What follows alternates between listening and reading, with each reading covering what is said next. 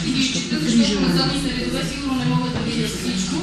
Значи започваме с положителни емоции, устойчиви нови контакти с родни училища, нови методи и средства за обучение, нови ИКТ технологии в преподаването, нови методи на преподаване, да повиша квалификацията си, да се засили интереса към училището от възрастни, да се мултиплицира опита сред колегите от БГ и сродни училища, нови методи и технологии,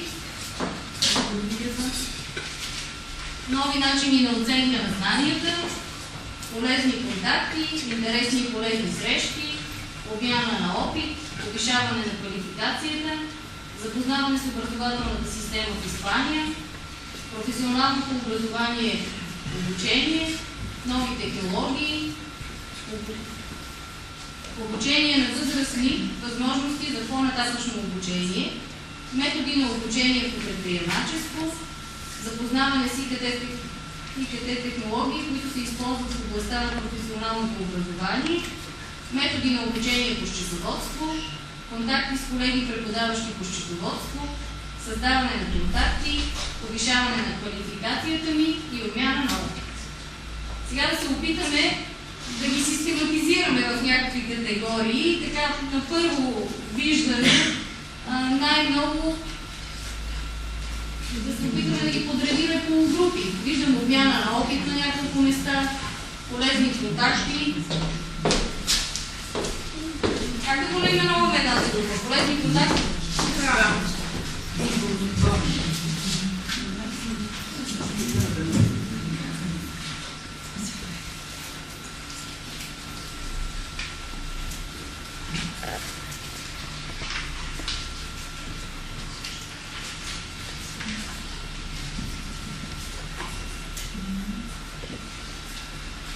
Основно очакване на ползвателите да се срещнат с колеги, които да им донесат нови полезни контакти, може би за нови проекти, които да бъдат финансирани.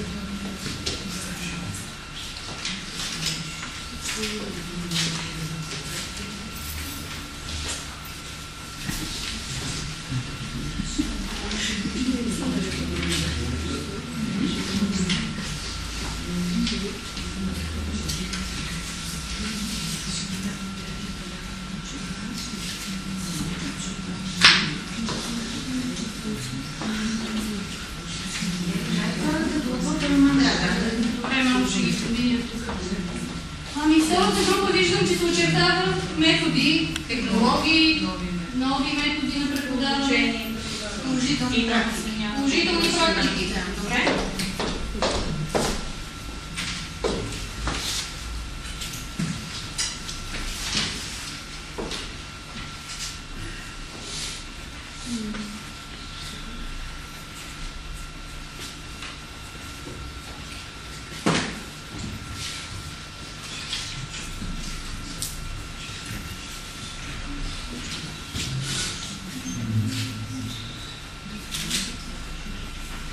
Моля госпожа Ефедорина да дойде да помогне с положителните практики.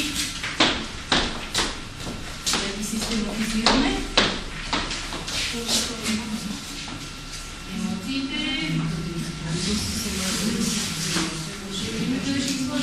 Освен една категория други да направим, които да не могат да се комбинират никъде.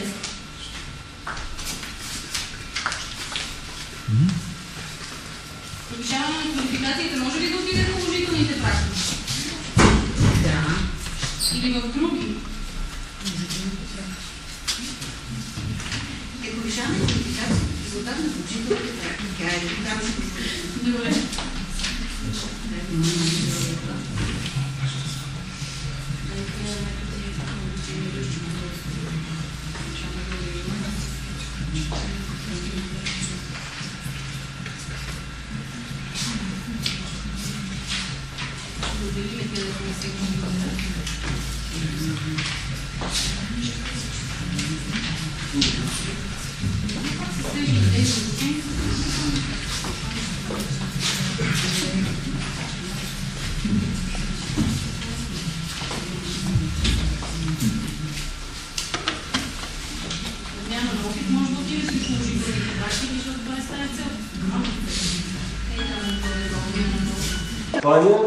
Надявам се това, което видите там, да намери практическа реализация в нашето ежедневие, в нашата работа с нашите динамични ученици.